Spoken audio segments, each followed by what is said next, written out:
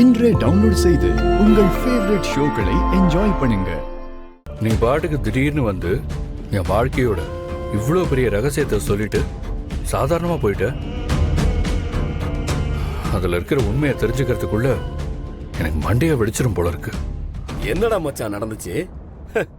நீ சொன்னதுக்கு அப்புறம் இந்த வீட்டுக்கு வந்து நான் சில விஷயங்களை கண்டுபிடிச்சேன். நீ கொடுத்த மாதிரி அதே ஃபோட்டோ பாரதி கிட்டேயும் இருந்ததை நான் பார்த்தேன். பாரதி தான் என்னோட ஒய்ஃப்னு எனக்கு நல்லா தெரியுது. ஆனால் எனக்கு ஏன் இதை பற்றின எந்த விவரமும் ஞாபகத்திலேயே இல்லை. அதாண்டா எனக்கு ஏன்னு புரியல. ஆனால் எல்லாத்துக்கும் ஒரு நேரங்காலம் இருக்கு. கூடிய சீக்கிரத்தில் பாரதி வாயிலே நீங்கள் தான் என்னோட புருஷன்னு நான் சொல்ல வைக்கிறேன். அதுக்கான எந்த எல்லைக்கும் போக தயாரா இருக்கேன். சூப்பர்ரா மச்சான், இது எனக்கு பிடிச்சிருக்கு. சீக்கிரமா நீங்க ரெண்டு பேரும் ஒன்னு சேர்ந்து பழையபடி வாழ்க்கையில சந்தோஷமா இருக்கணும். எனக்கு அதை பார்க்கணும்டா. உன் லைஃப்ல என்ன நடந்துச்சுன்ற விஷயமாவும் நான் சில பேர்கிட்ட விசாரிக்க சொல்லியிருக்கேன். அது சம்பந்தமா எந்த தகவல் கிடைச்சாலும் நான் உனக்கு ஷேர் பண்றேன். சரி. எனக்கு இவன் பேசுறது நடந்துக்கிறது எதுவுமே பிடிக்கல. அவன் ஆளும் மண்டையும். அது ப்ளீஸ் அவனை முதல்ல வெளியே அனுப்புங்க. இவனெல்லாம் டெய்லி பார்த்துக்கிட்டு சகிச்சுக்கிட்டு என்னால இருக்க முடியாது. உங்க வீட்டுல என் சம்பந்தப்பட்ட யாரும் இங்க இருக்கக்கூடாது அப்படின்னு உங்க அண்ணன் சொல்றாரு. அதானே மித்ரா? ஆதி, அண்ணன் என்ன சொல்றாரு நீங்க என்ன புரிஞ்சுக்கிறீங்க? நான் நல்லா புரிஞ்சுக்கிட்டு தான் பேசுறேன் மித்ரா. ஒருத்தர் வீட்டுக்கு வந்திருக்காரு. அவர் யாரா வேணா இருக்கட்டும். ஏன் முன்னாடியே அவங்கள இப்படி பேசுறீங்க? இதெல்லாம் என்ன விதமான மனநலன்னு எனக்கு தெரியல. That's correct. Very bad people. வீட்டுக்கு வரவங்களை உபசரிச்சு எப்படி நடந்துன்னு கூட தெரியாதவங்க கிட்ட நாம என்னத்தை பேசுறது? ஏய் மீனா, உன் வீட்டுல என்னடி என்னென்னமோ நடக்குது. ஆனா என்னன்னு எனக்கு சத்தியமா புரியல. உன் வீட்டுக்காரர் என்னன்னா பிபி மாத்திரையை கையில வச்சுக்கிட்டு சுத்துற மாதிரி வெள்ளு வெள்ளுன்னு பாக்குறவங்களை எல்லாம் கடிச்சு குதறிக்கிட்டு இருக்காரு. இதெல்லாம் எங்க போய் முடிய போதோ தெரியல. மா, நீ கொஞ்சம் வாய வச்சுக்கிட்டு சும்மா இருமா. ஏற்கனவே அவர் டென்ஷன்ல கத்திட்டு இருக்காருமா. இப்ப நீ பேசுறது மட்டும் காதுல விழுந்துச்சு என்ன வறுத்து எடுத்துருவாரு. மனோ மாமா, இந்த தவக்கல மாமா பேசுறது எனக்கு ரொம்ப பிடிச்சிருக்கு. ஆமாமா, நல்லா தான் பேசுறாரு. ஆனா நல்லா வாங்கி கட்டிக்க போறாருன்னு நினைக்கிறேன். ஏய், இங்க பாரு. பேட் பீப்பிள் அது இதுன்னு சொல்ற வேலையெல்லாம் வச்சுக்கிட்ட அப்புறம் என்ன நடக்கும்னு எனக்கே தெரியாது. மித்ரா, உங்க அண்ணன் தான் புரிஞ்சுக்காம கோவப்படுறாருன்னா நீ எப்படி இருக்க? அவன் ஏதோ ஒரு வேலையா வந்திருக்கான். கொஞ்ச நாள் இருந்துட்டு வேலை முடிச்சதும் கிளம்பிருப்பான். அதுக்கு ஏன் நீங்க எல்லாம் இப்படி மாறி மாறி டென்ஷன் ஆகி கோவப்படுறீங்கன்னு எனக்கு புரியல. மித்ரா, இதெல்லாம் ஒரு சின்ன விஷயம். இவன் வேலை முடிச்சு போற வரைக்கும் இவன் இங்க இருக்கிறதுக்கு ப்ளீஸ் தயவு செஞ்சு அலோவ் பண்ணி பெர்மிஷன் கொடுங்க. என்னமோ பண்ணி தொலைங்க. அண்ணா, ஏன் அது இப்படி பண்றீங்க? அண்ணா இவ்வளவு டென்ஷனா போறாரு பாருங்க. பொண்ணு மாப்பிள்ள ரெண்டு பேர் ஜாதகத்தை கொடுங்க. அவங்க ராசி நட்சத்திரத்துக்கு ஒத்து போற மாதிரி ஒரு நல்ல நாளா பார்த்து முகூர்த்தத்தை ஃபிக்ஸ் பண்ணிடலாம். ஆ மீனா, என்னங்க? ரெண்டு பேரோட ஜாதகத்தையும் போய் எடுத்துட்டு வந்து ஜோசியர்கிட்ட கொடு. அதை எடுத்துட்டு வரேன்.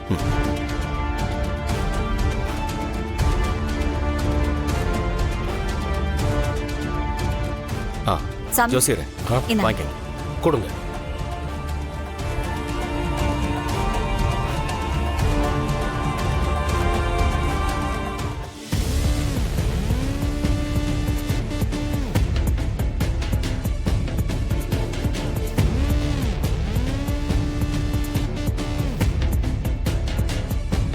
நான் நல்லா பார்த்துட்டேன். இந்த ஜாதகக்காரருக்கு இந்த தடவை கல்யாணம் கண்டிப்பா நிக்காது. அமோகமா நடக்கும். கல்யாணத்தை 3ஆம் தேதி பண்ணீங்கன்னா ரொம்ப சிறப்பு. ஆனா ஒரு விஷயம், இதெல்லாம் நல்லபடியா கூடி வந்து கல்யாணம் சிறப்பா நடக்கணும்னா இந்த கல்யாணத்தை ஒரு 2 மாசத்துக்கு அப்புறமா வச்சுக்கிறது நல்லது. அப்பதான் 2 பேருக்கும் குரு சுக்கிரன்ல வரான். அந்த நாள்ல கல்யாணத்தை வச்சுக்கிட்டா கல்யாணம் எந்த தடங்களும் இல்லாம நல்லபடியா நடக்கும். என்ன ஜோசியர், ஒரே அடியா 2 மாசத்துக்கு அப்புறம் கல்யாணத்தை வச்சுக்கலாம்னு சொல்றீங்க? அதுக்கு முன்னாடி ஏதாவது நல்ல நாள் இருந்தா பார்த்து சொல்லுங்களேன். ஐயா, இந்த கல்யாணம் தடையில்லாம நடக்கணும்னு நீங்க கேக்குறீங்க. இவ்வளவு நாள் பொறுமையா இருந்துட்டீங்க. ஒரு 2 மாசம் தானே, எல்லாத்தையும் நான் அலசி ஆராய்ச்சி பார்த்துட்டேன். இதை விட சிறப்பா பெஸ்டான முகூர்த்தம் இந்த 2 ஜாதகக்காரங்களுக்கு அமையாது. அதுலயே மாப்பிள்ளையோட ஜாதக பிரகாரம் அவருக்கு கல்யாணம் நடந்தே தீரும். ஆதி, அந்த ஜோசியக்காரர் இருக்கிறப்போ உங்ககிட்ட இந்த விஷயத்த பேசக்கூடாதுன்னு தான் நான் அமைதியா இருந்தேன். அது என்ன 2 கல்யாணம்? யாருக்கு 2 கல்யாணம்? எனக்கு ஒன்றும் புரியல. ஆமா ஆதி, நீங்க ஏன் இப்படி எல்லாம் நடந்துக்கிறீங்கன்னு எனக்கு சத்தியமா புரியல. இப்ப எதுக்கு டென்ஷன் ஆகுற மித்ரா? உனக்கும் எனக்கும் கண்டிப்பா கல்யாணம் நடக்கும். அதே மாதிரி பாரதிக்கும் பாரதியோட புருஷனுக்கும் இன்னொரு கல்யாணம் நடக்கும்.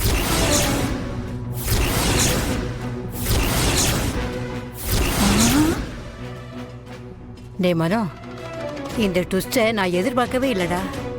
நானும் தான் பாட்டி. ஆதி, நீங்க இதெல்லாம் தெரிஞ்சுதான் பண்றீங்களா தெரியாம பண்றீங்களான்னு எனக்கு ஒன்றும் புரியல. உங்களுக்கும் மித்ராவுக்கும் கல்யாணம் நடக்கணுங்கிற வரைக்கும் சரி. பாரதிக்கு கல்யாணம் ஆகி 2 குழந்தைங்க இருக்கு. பாரதியோட புருஷனை கண்டுபிடிச்சு 2 பேருக்கும் கல்யாணம் பண்ணணும்னு நினைக்கிறதெல்லாம் எந்த விதத்துல சரியா வரும்னு எனக்கு சத்தியமா ஒன்றும் புரியல. ஏற்கனவே கல்யாணம் ஆனவங்களுக்கு மறுபடியும் கல்யாணமா? நான் எதை ஆரம்பிச்சாலும் நீங்க ஏதாவது ஒரு பிரச்சனை பண்ணிட்டு இருக்கீங்கன்னு எனக்கு தோணுது. இது யதார்த்தமா நடக்குதா இல்ல வேணும்னே பண்றீங்களான்னு எனக்கு ஒன்றும் புரியல. ஆதி, பாரதிய பாத்தியா ஆதி? இந்த விஷயம் பிடிக்கலன்னு சொல்லிதான் அவங்க உள்ள போயிட்டாங்க. எனக்கும் இது பிடிக்கல.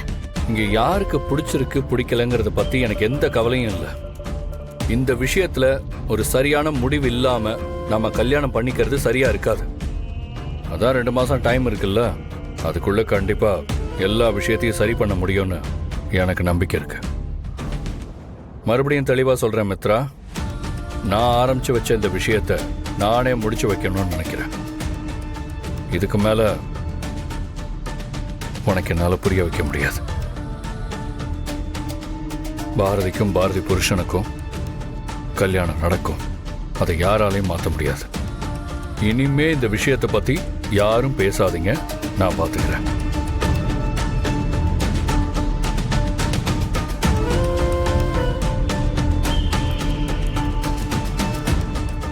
ஆதியன் ஏதோ பெருசா பிளான் பண்ணிட்டாரு.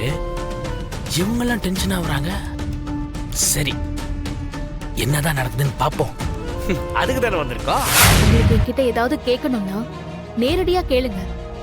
இல்ல நான் இந்த வீட்ல இருக்கிறது உங்களுக்கு தொந்தரவா இருந்தா டைரக்டா சொல்லுங்க. நீங்க அதையும் பண்ண மாட்டேங்கிறீங்க. ஆனா நீங்க இந்த மாதிரிலாம் பேசி எதுக்கு தர்ம சங்கடப்படுத்திட்டு இருக்கீங்க?